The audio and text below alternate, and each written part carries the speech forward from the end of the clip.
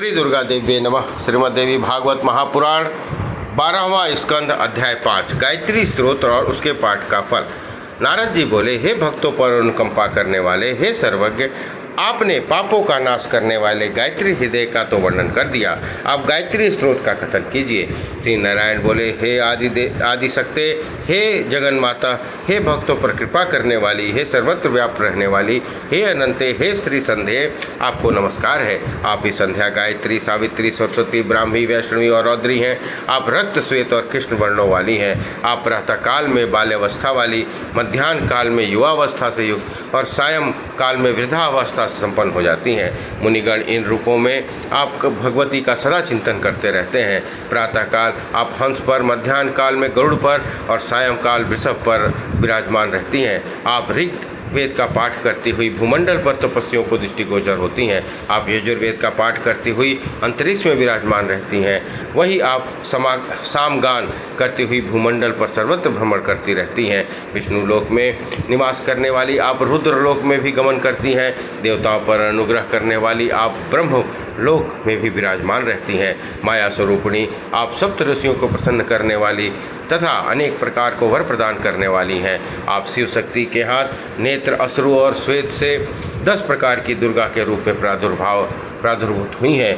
आप आनंद की जननी हैं। वरेण्या, वरदा, वरिष्ठा, वर्णी, गरिष्ठा, वराहा, सात्वी, वरारोहा, नीलगंगा, संध्या और भोग मोक्षदा आपके ये 10 नाम हैं। आप मृत्युलोक में भागीरथी, पाताल में भोगवती और स्वर्ग में त्रिलोक वाहिनी मंदाकिनी देवी के रूप में तीनों लोकों में निवास करती हैं।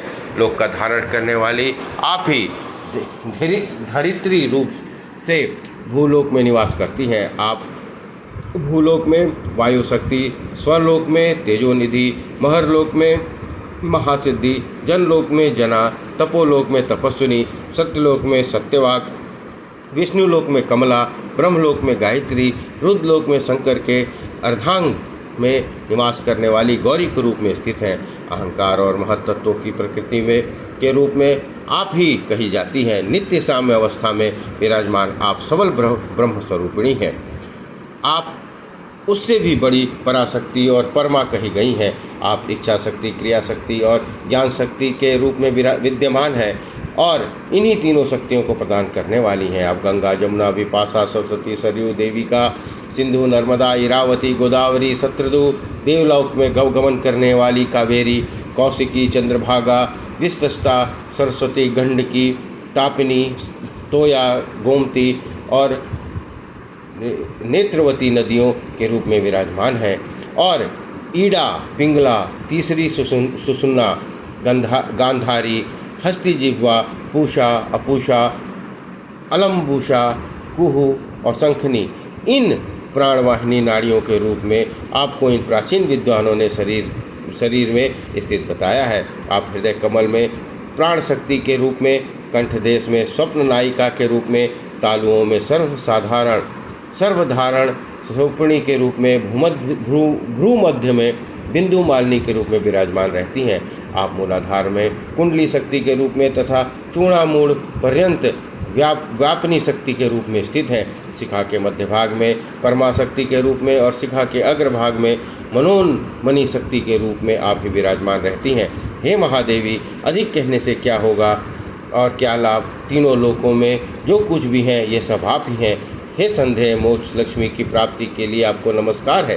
हे नारद, संध्या के समय पढ़ा गया यह स्रोत अत्यधिक पुण्य प्रदान करेगा, महान पापों का नाश करने वाला और महान सिद्धियों की प्राप्ति कराने वाला है। जो व्यक्ति एकाग्रचित होकर संध्या काल में इन गायत्री स्त्रोत का पाठ करता है, वो यदि पुत्रहीन है तो पुत्र, यदि धन का अभिलाषी है तो धन प्राप्त कर लेता है। ऐसा करने से समस्त तप, दान, यज्ञ और योग का फल प्राप्त हो जाता है। वह दीर्घ काल तक सुखों का उपभोग करके अंत में वह मोक्ष को प्राप्त होता है। हे नारद, जो पुरुष स्नान काल में तपस्वियों द्वारा किए गए इस स्तोत्र का पाठ करता है, वह जहाँ कहीं भी जल में स्नान करे उसे संध्या रूपी मंजन से होने वाला फल प्राप्त होता है। इसमें संदेह नहीं है।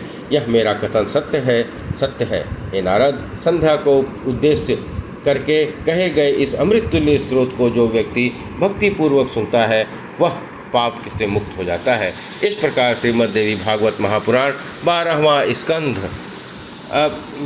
स्कंध पंचम अध्याय संपन्न हुआ। बोलिए दुर्गा महारानी की जय, गायत्री माता की जय।